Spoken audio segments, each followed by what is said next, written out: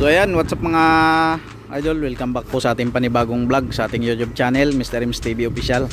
So to this vlog mga idol ay meron tayong bagong ilalabas, itong ating semi stainless na version 2. Kasang barako po ito mga idol, at syempre combination siya ng kulay pink and white combination. Ayan.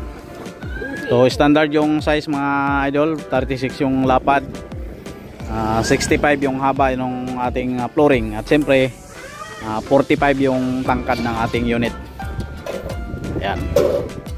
So habang inaayos nga ng idol natin na si Idol EJ ay tinangi vlog upang makita na ng ating mga idol. So ito po ang ating kisame mga idol. Ayan. So meron na rin tayong lagay ng side mirror.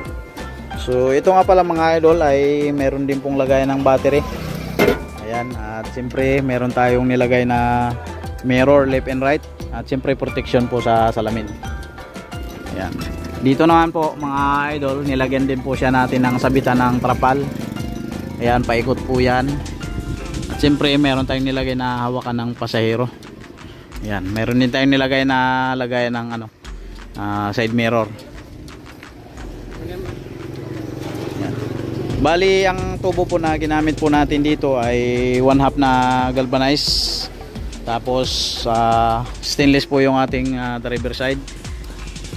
Siyempre mayroon na din tayong nilagay na windshield.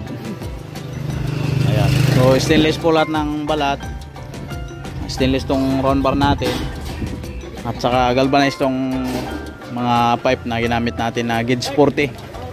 Ito po yung 1/2 yung sukat. Ayan.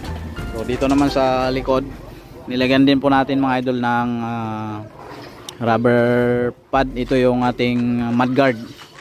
Ayan. Tapos yung pintuan natin ay half panel door. Siyempre meron tayong naka-trademark na 5E.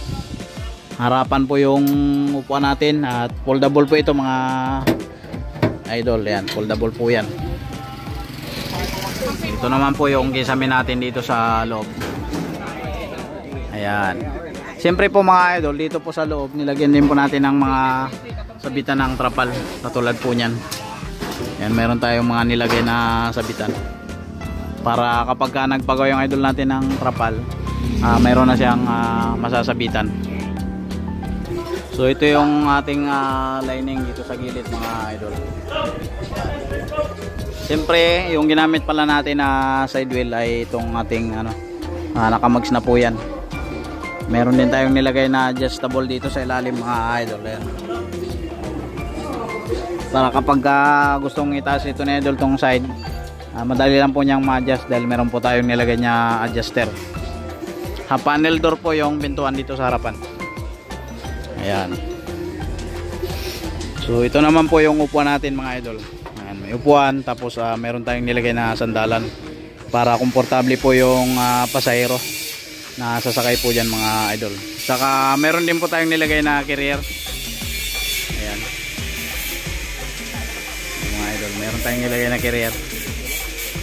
So dito, ayan, meron tayong visor, dalawang handle, at saka dalawang antena. Yung ating bumper po ay semi bumper po mga idol. Yan. Ang presyo po ng ganitong unit mga idol ay 70,000. Ang down payment po ay 30,000. Sa mga gusto pong magpagawa, ano pang natin yung mga idol, pumunta na po kayo dito sa shop, sa 5E Welding Shop Cabuyao. Yan, dito sa Villa Estela Subdivision, Barangay Baclaran, Cabuyao, Laguna. Ayan, maraming salamat po mga idol. God bless you po sa inyong lahat.